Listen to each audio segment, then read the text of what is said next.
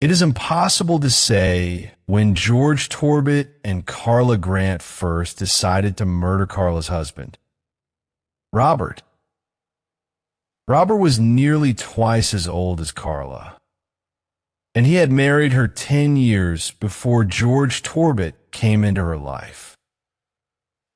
For 9 of those years, Carla had been bored with her husband, though he did not seem to notice this.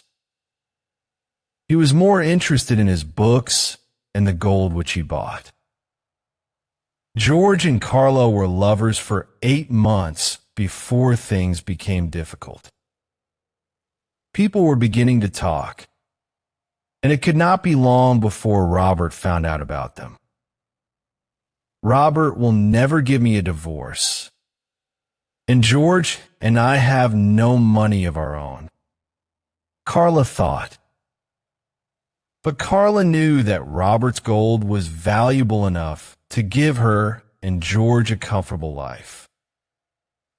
By a strange accident, it was a policeman who gave them the idea for their murder plan.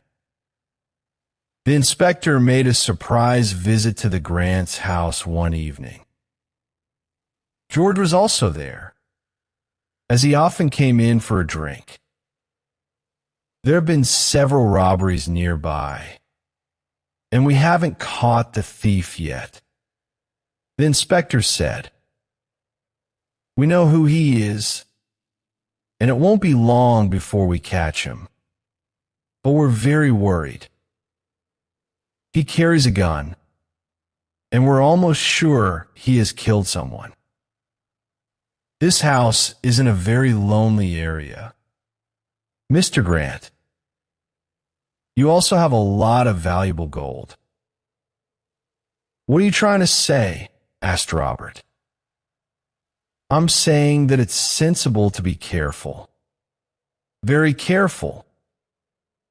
Why not put your gold in the bank until the thief is caught?"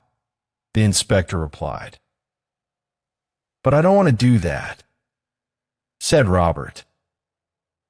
The inspector tried to keep calm.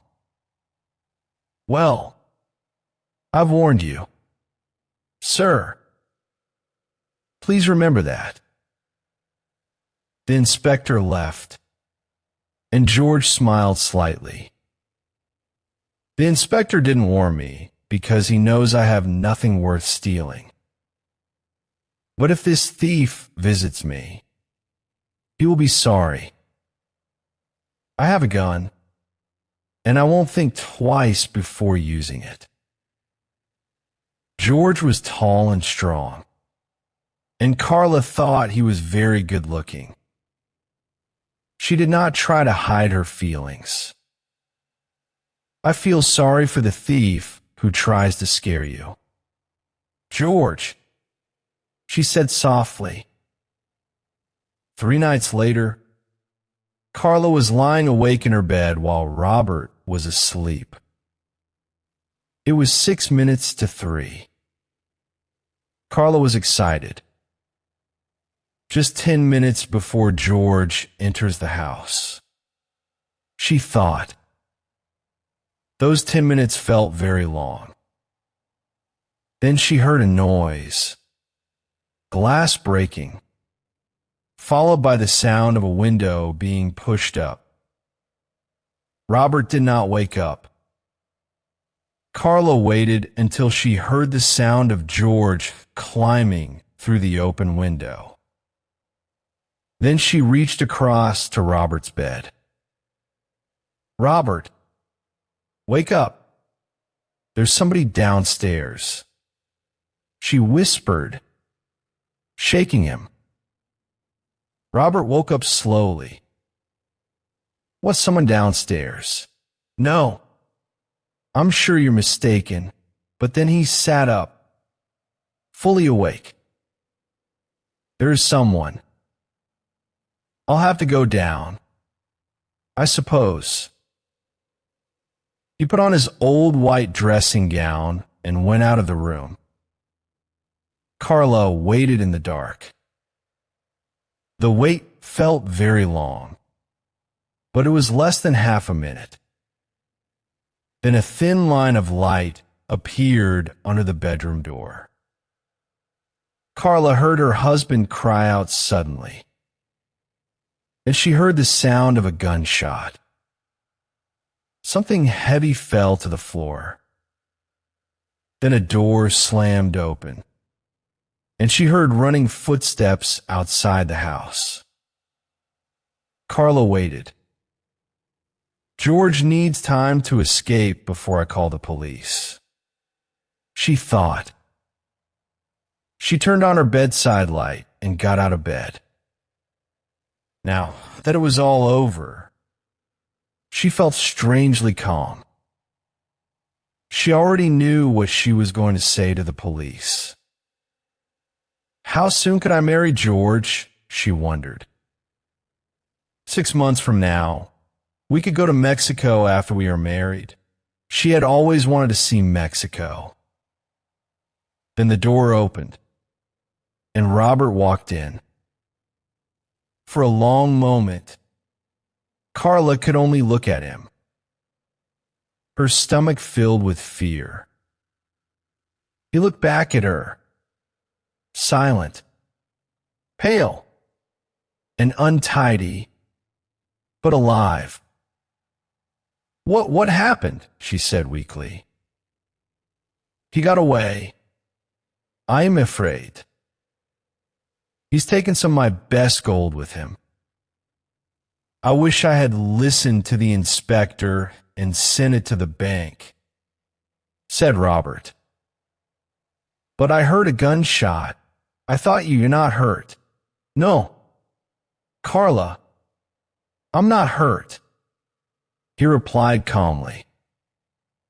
But I have some bad news. It's George. I think the brave man was watching the house and followed the thief in to try and help us. He's at the bottom of the stairs. I'm afraid there's nothing we can do for him. Carla fell forward, her eyes closing. Robert caught her and carried her to the bed. Then he went downstairs. When he reached the bottom, he had to step over George's body. He did this calmly, stepping carefully around the blood on the carpet. But when he walked into the room where he kept his gold, his face changed. All the best pieces were gone. He closed the door slowly and went into his study. Before he called the police, he carefully cleaned the small gun that was in his dressing gown pocket. Then he locked it inside his desk. He had taken care of the one problem in his otherwise very tidy life. And, as the inspector had said, it was always sensible to be careful. Robert sat in his study, staring at the empty safe, his mind racing. He could not understand how George, a man he had never fully trusted, had dared to enter his home and steal the gold he had worked so hard to acquire. Yet he felt no anger toward Carla. She had been caught between love and fear. And now he wondered if she had ever truly cared for George at all. The following morning, the house was quiet. The only sound the distant crow of a rooster. Carla had risen early, pale and silent, and had made no mention of George or the events of the previous night. Robert poured himself a cup of coffee and tried to eat breakfast, but his appetite had vanished. He glanced at Carla, who sat staring out the window, her hands clasped tightly together, trembling slightly. Carla, Robert said carefully, "I need to know, were you part of this?" Carla looked at him, her brown eyes wide with fear and confusion. "No, I swear. Robert, I did not touch him. I thought he would just take the gold and leave. But then he was shot. I tried to stop him, but I couldn't." Robert nodded slowly, unsure whether to believe her. He wanted to trust her, but the events of the night had left him cautious. A small seed of doubt planted in his mind. Days passed, and the gold was never recovered. The police were baffled. There were no clues, no fingerprints, no evidence that George had been there beyond the eyewitness accounts of Robert and Carla. Carla avoided speaking of George, and Robert focused on keeping the house secure, installing locks and reinforced doors, determined to prevent another intrusion. Yet he could not shake the feeling that George was still watching, waiting for a chance to return. Carla became increasingly withdrawn. She avoided Robert's gaze and spent hours in her room, writing letters she never sent, dreaming of a life she no longer felt she could have. Her thoughts were a whirlwind of guilt and longing, for she knew she had wanted George to succeed, even as her heart feared the consequences. Robert noticed the change in her, the way she flinched at sudden noises, the way she avoided sleeping alone in their bedroom. One evening, Robert returned from town to find the front door slightly ajar. His pulse quickened. He drew his revolver and moved cautiously through the darkened hallway, calling out, "Who's there?" No answer came, only the faint creak of a floorboard upstairs. He climbed the stairs slowly, gripping the gun tightly, his eyes scanning every shadow. In the guest bedroom, he found Carla, sitting on the edge of the bed, holding a letter in her trembling hands. "What is this?" he asked, trying to keep his voice steady. Carla looked up, tears streaming down her face. "It's from George," she whispered. Robert's heart sank. He had feared this, and yet he could not stop himself from asking. "What does he say?" Carla handed him the folded paper. Robert unfolded it carefully. The handwriting was familiar, bold and deliberate. George wrote that he had escaped safely, that he had retrieved some of the gold, and that he intended to return for the rest. He claimed that Carla's cooperation had been invaluable and that she owed him her loyalty. Robert felt a cold rage building inside him, a mix of fear, anger, and disbelief. He looked at Carla, whose eyes now held a strange defiance, a flicker of hope mixed with guilt. "You've been writing to him?" Robert asked quietly, his voice trembling. Carla shook her head. "No, I didn't send this. He left it hidden in the hotel we stayed at when he visited. I didn't even know it existed until this morning." Robert wanted to believe her, but the letter's content made it impossible to ignore the danger they still faced. George was cunning, resourceful, and, most importantly, unafraid to kill. The following weeks were tense. Robert hired a private investigator, a man named Hargrove, who began to follow George's movements and gather information about his associates.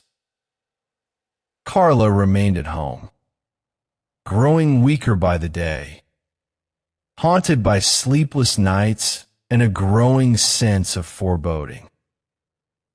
Robert did his best to protect her, but he could feel the strain in their marriage, the invisible weight of fear and mistrust settling between them.